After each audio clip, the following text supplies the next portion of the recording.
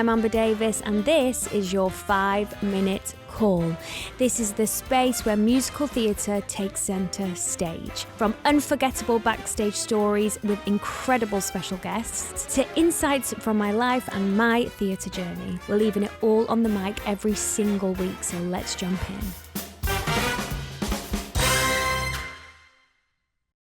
Hello, I'm Amber Davies and this is your 5-minute call. Now, I have someone very important sitting next to me. We met about a year ago now. He is a new member of the Davies family and he is smashing every single show he has been in and going to be in. It's the wonderful Morgan Gregory. Hello, how you doing? Nice to see ya. Now, as I said before, Morgs, you are part of the family now. I am. He is dating my older sister, Miss Jade Louise Davies. Come on, Jade. Quick, before we get going, How's it going? Good? Amazing. In love? Yeah, always in love. Every day is amazing. I mean, your sister's amazing. I love her. I know she is. And you're currently sharing digs at the minute, aren't you? We are. I'm working in Manchester. Jade's in Bradford. So we're living in like central Manchester together, which is... That's good. It's amazing because Jade's been on tour for like 4 months now. Yeah. So to have that space and time again together, which is amazing. I love it. It's precious. It is precious. We always talk about like after a show when you get in and it's just two of us, we're watching a movie or like ordering pizza or something like that. Yeah. It's that time that is so precious that we just love. Yeah.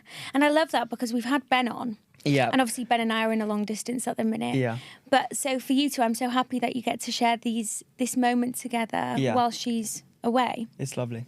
Right, Morgs, the first thing I ask all my guests, just to kind of get them cosy and comfy, ready for a chat, is what's your pre-show ritual? Now, you can pick any show you've been in. Okay. 42 Balloons, Newsies, I mean, that was a big one. Yeah. It's so weird because I'd never really had a pre-show ritual until 42 Balloons. Okay. I think for a long time I just would get ready at the 5 or like do something silly like that. Whereas with 42 Balloons, I've got like a structure that I stick to every single show. And what I do is I try and leave the dressing room at 47 every day. And I mean, since being with Jade, this number is now like a part of my life as well. Oh my gosh. So I try and leave the dressing room at 47 every day, either 7:47 because we start at 8 p.m. or 2:40. Do you? Yeah, because I think there's 2 shows at the Lowry. So they stagger it because there's a lot of theatres. So we're the later show. So we have a 3 p.m. matinee and an 8 p.m. evening. So I try and leave the dressing room at 47. And because we're quite a small company, I try and go around everyone, give them a little fist bump, have a little chat with everyone, and just like get ready for the show in that way. That's so lovely. Chat to every single person, crew, LX, the band, and just have like a moment with everyone. Because the story we're telling is such an amazing story. It's nice to be a little bit grounded when you start it.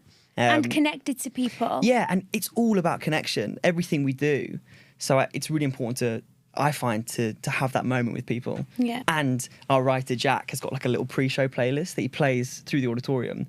But because the show is 80s inspired, it's like 80s music. I love that. So it's great. It's like Luther Vandross. So then I go on the stage, have a little boogie before we start. I love that. That's like my pre-show, what I do, try and do every day. I love that. And do you think you'll take that into your next contracts, like going around everybody and saying hi, especially if it's a smaller cast? Yeah, I think so. I don't know, like, there's something about this job that it's just made me like so much more aware of what we're doing. Yeah. And I think it's something that I'm going to try and continue on because I love it. It makes me feel like grounded before I start. Yeah. So I love that. So Morgan is currently in 42 Balloons, original cast, which we'll dive into a little bit later because I haven't had the opportunity to see it. My mum has, and Jade has, and my cousin has, and so many other people have absolutely loved it, raving reviews. So I want you to tell me in detail what it's about later. Okay. I haven't done any research because I want to hear it from like your perspective. Yeah.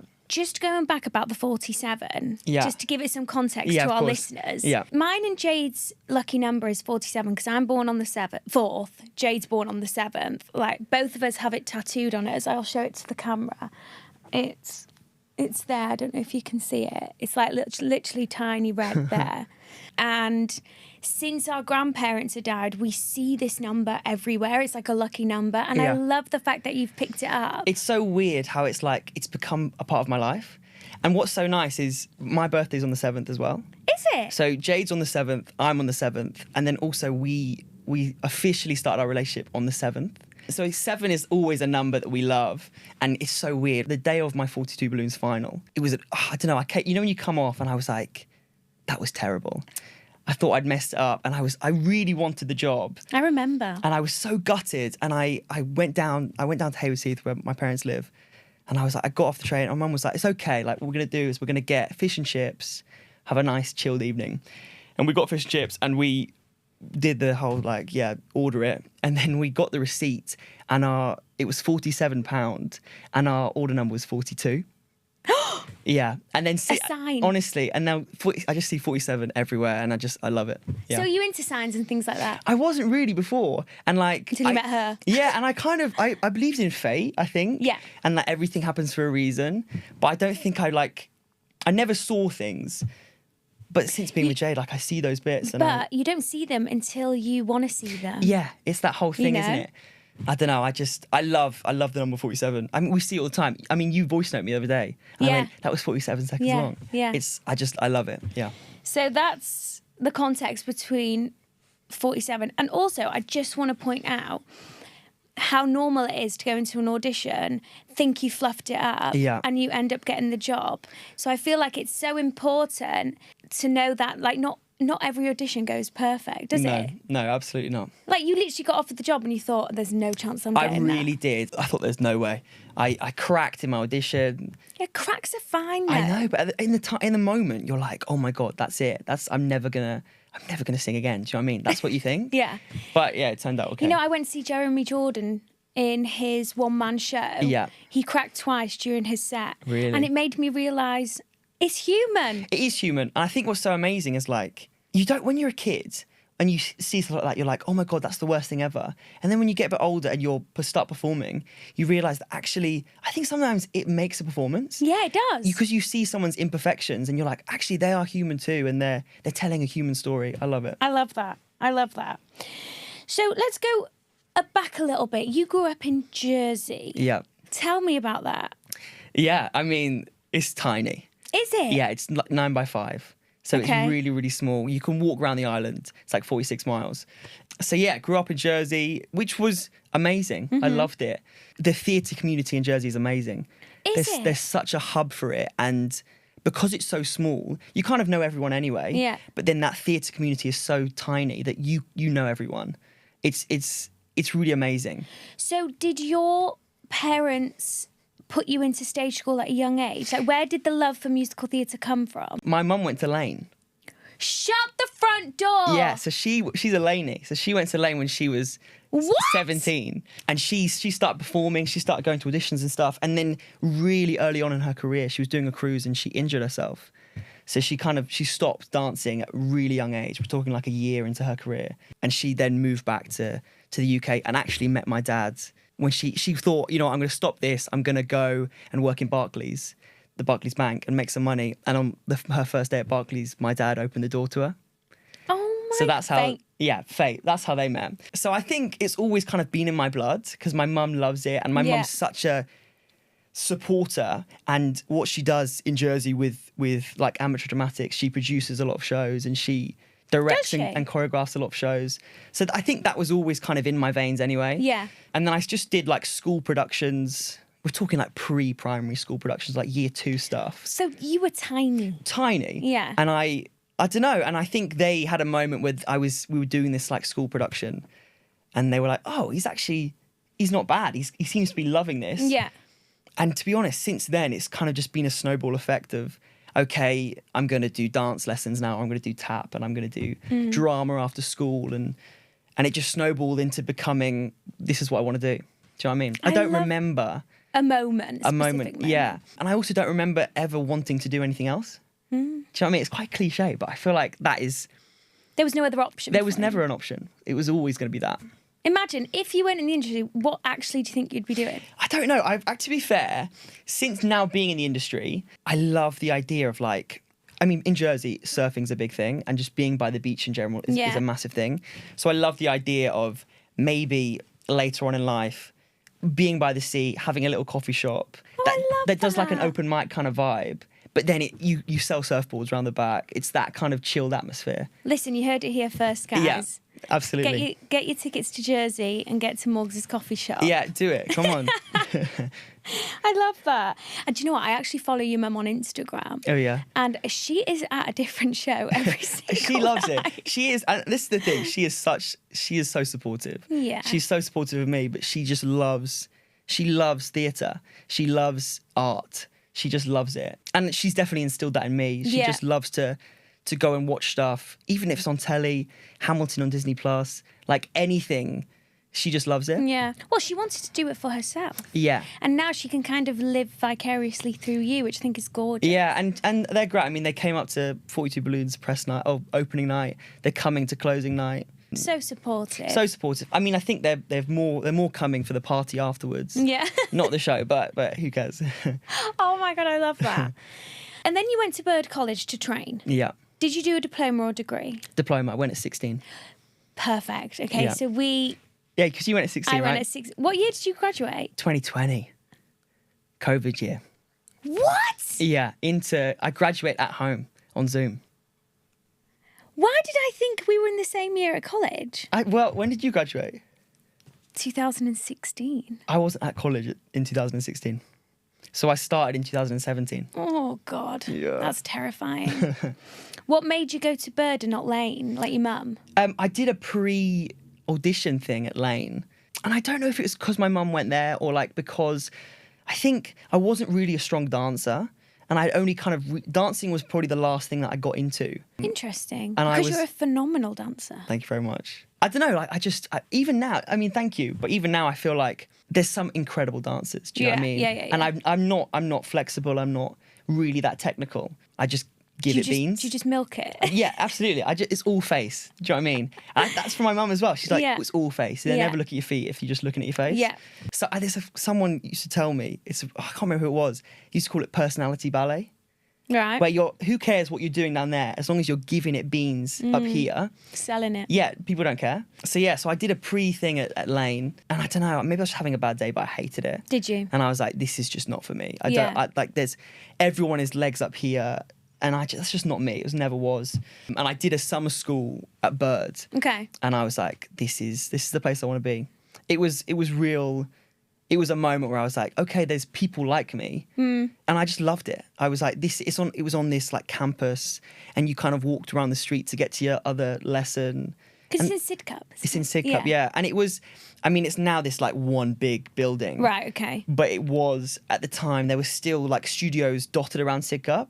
So I love the idea that you would like do ballet over here, and then you'd have to walk 15 minutes to your next class. At the time, I just loved that. Oh. But honestly, guys, it's true. Like, when you walk into a school, you will know if it's right for you or not. It hits you straight away. It does. Like, for me, as soon as I walked into Erdang at 13, because obviously my sister was 13? there. Well, I did the youth academy there for 3 years before I actually went. No way. Yeah. Okay.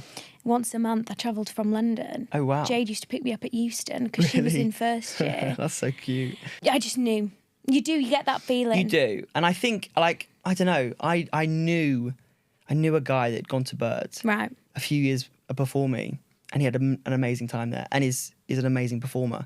And I was like, because I knew he was there, it gave me that level of reassurance that I was like, oh, maybe this is like a really cool place.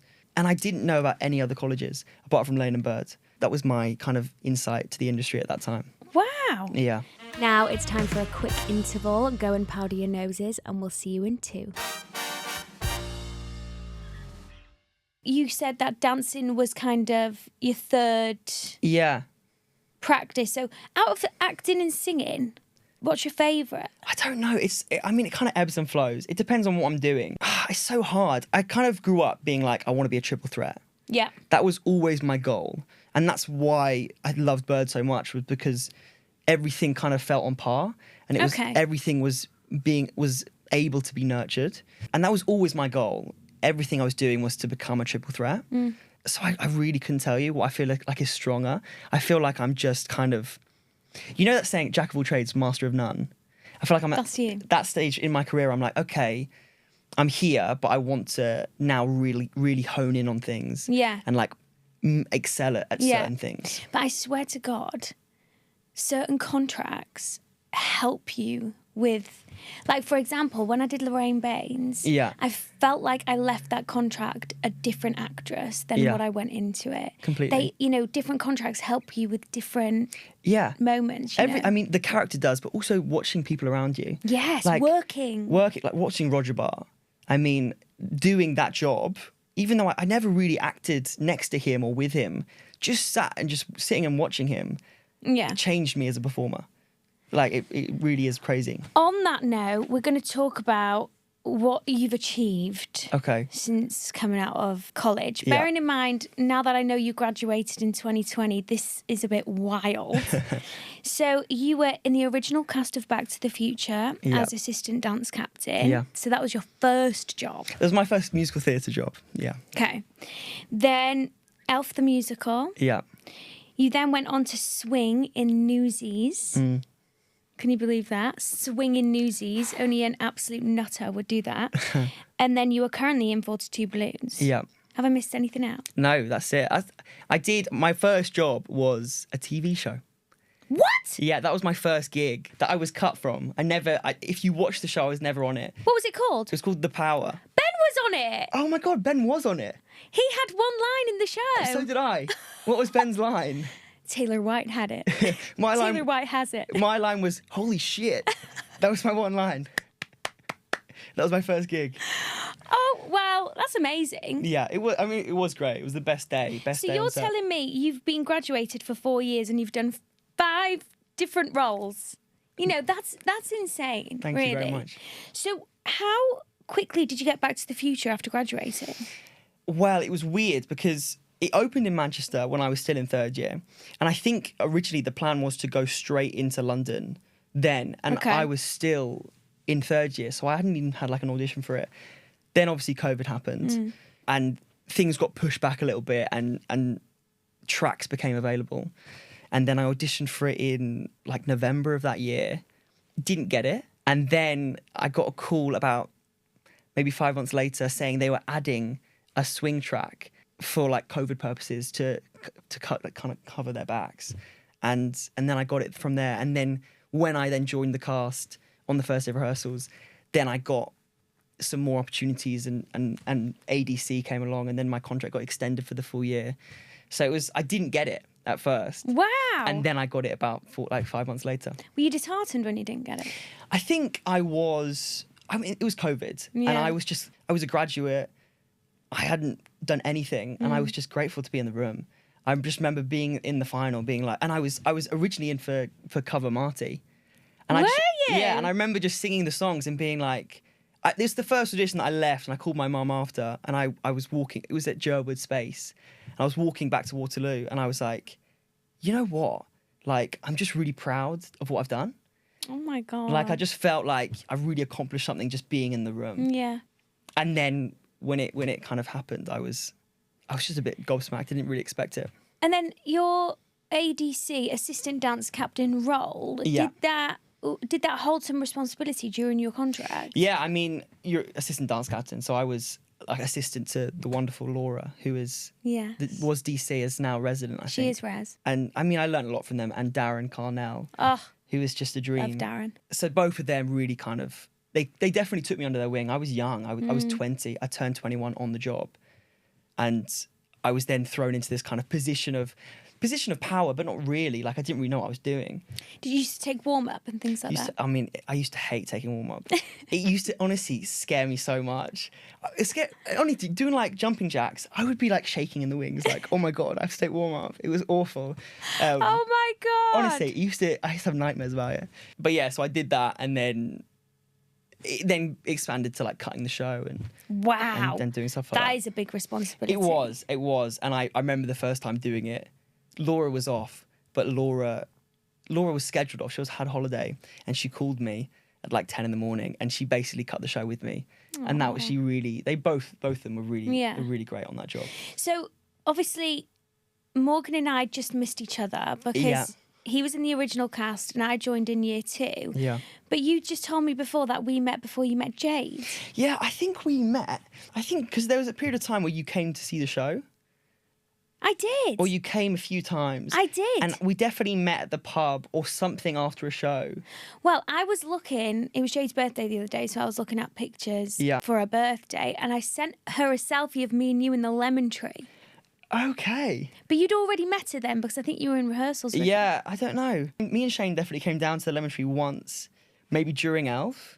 But I feel like I knew you then, or maybe I knew of you because of Jade. Or because I was coming in. Yeah. As Lorraine. I can't remember exactly when we met. I just think it's crazy how our lives have intertwined, and then now you're with my sister. It was like we was always destined to be, close. And then you did Elf the musical. You've done 2 contracts of Elf. I have, yes. Do you love it? Yeah, I mean, it's great. If it took like a Christmas gig, what is better than doing Elf the musical? True. Like it was great. Newsies. Yeah. I want to delve into this. Okay. Swing on Newsies. Yeah. What shit were you smoking to kind of take that contract? Well, if I'm totally honest, I never believed or thought I could get Newsies. I never thought it was something. I remember when it came out on Disney Plus and everyone was watching it. Yeah. And it was, it's always, you talk about Newsies, everyone knows Newsies. Do you know what I mean? And it was just never something that I thought I could do. Yeah. And then I don't think I auditioned for it the first time around when it first opened, because I was in Back to the Future. Yeah. And then this audition came up and I was like, and I'd kind of said like, I don't know if I want to swing again, because it's really difficult. It's tough. And then I got the audition through and I was like, okay, I'll go for it. It's Newsies, like, come on. And then I got it and I was like, oh my God. I really don't. I never thought that I could do that. So then when I got it, I was like, I have to do it. Yeah. There's no way I'm never going to get the opportunity to be in Newsies. I'm going to have to do this job. And then about a week in, I thought, oh my God, what have I signed up for? Because it was crazy. And it was coming into a show that was kind of already established. They'd done like maybe 5 months, and to like rave reviews, everyone was talking about the show. And only a handful of people were leaving on this cast change.